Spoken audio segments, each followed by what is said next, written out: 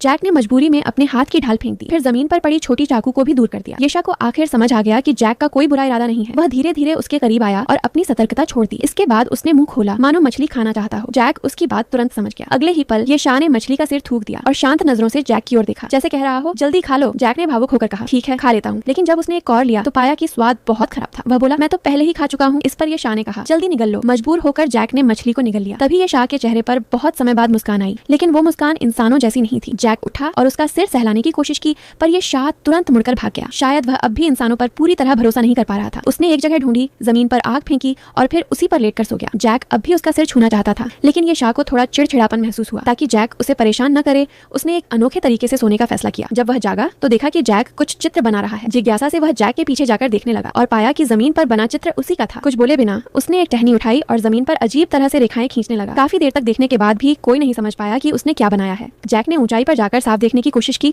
लेकिन उसी दौरान ये शाह का मूड बिगड़ गया। जैक ने पैर उठाया, चेहरे का भाव बदल गया। फिर उसने घूमते हुए कदम बढ़ाए और ये शाह के सामने आ खड़ा हुआ। हाथ आगे बढ़ाया। इस बार ये शाह ने मना नहीं किया, बल्कि अपनी नाक से जैक के हाथ को छुआ और इस तरह ये शाह को उसका पहला इंसान दोस्त मिल गया।